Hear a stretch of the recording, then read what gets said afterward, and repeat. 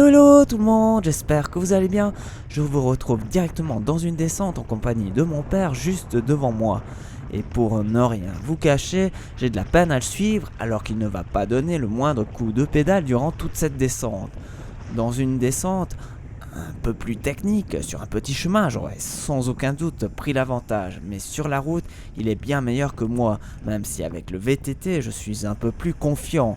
Mes nombreuses chutes en descente ne me permettent plus de foncer tête baissée sans penser aux probables dangers.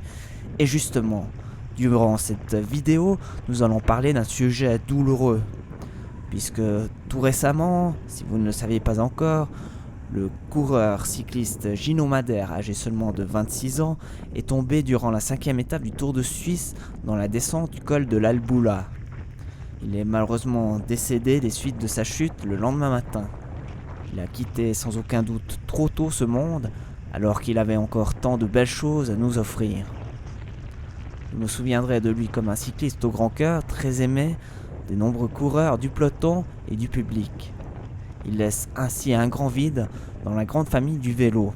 Toutes mes pensées vont à sa famille et à ses amis. Repose en paix, Gino, nous ne t'oublierons pas.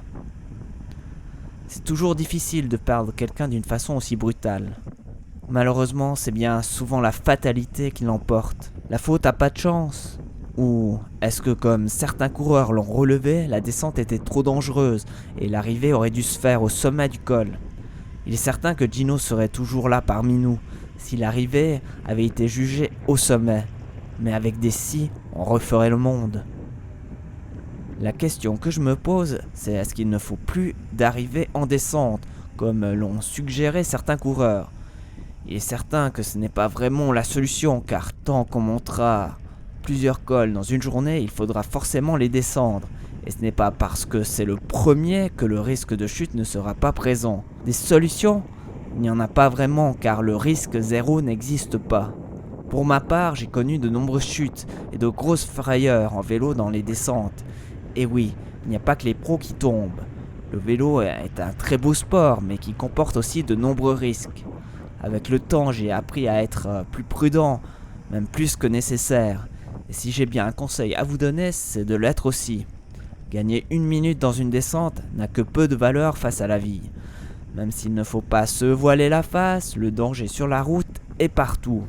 Vous avez l'impression que nous descendons vite ? Je peux vous certifier que certains descendent encore plus vite que nous. Les vitesses que l'on peut voir sont souvent affolantes. Certains essaient même de battre des records de vitesse sur route ouverte. Les personnes ne pensent un seul instant que le moindre petit pépin technique, la moindre petite erreur peut vous faire payer le prix fort. Car à ces vitesses folles, même avec un casque, taper la tête la première contre le sol, un arbre, un piquet ou une pierre, et c'est la mort quasi assurée pour votre cerveau. Il ne faut pas se faire d'illusions, les chutes n'arrivent pas qu'aux pros, alors soyez encore plus prudents et encore plus sur route ouverte. Le danger se cache à chaque coin de virage, à chaque intersection et même parfois derrière vous. Dans une descente, savoir évaluer les risques et les dangers est bien plus intelligent que de parvenir à atteindre les 100 km/h pour ensuite fanfaronner à vos amis « Eh, t'as vu ?» Revenons un peu au monde des professionnels. Est-ce que l'UCI va vouloir apporter des changements pour éviter ce genre d'accident dans le futur, comme il cherche encore à le faire dans les sprints souvent houleux et si dangereux? Pour moi, c'est compliqué. Les organisateurs en font déjà énormément pour sécuriser au plus possible la route, où tout est fait pour ralentir alors que les coureurs n'arrêtent pas d'aller toujours plus vite. La seule véritable solution pour sécuriser à 100% une descente serait de poser des filets de sécurité tout le long de la route comme on peut le voir dans les descentes en ski. Techniquement, c'est très difficile à réaliser et le coût serait bien trop important. Le mieux serait de les dresser aux endroits clés dans les virages. Faut-il encore bien évaluer le danger ? Car peu importe l'endroit, le risque sera toujours présent dans une descente, même dans une belle ligne droite. Arrêter le temps au sommet pour les rétablir en bas n'évitera pas plus les accidents et gâcherait tout l'intérêt de la course. Dans le fond, il n'y a pas de bonne solution, les dangers sur la route sont quasiment partout.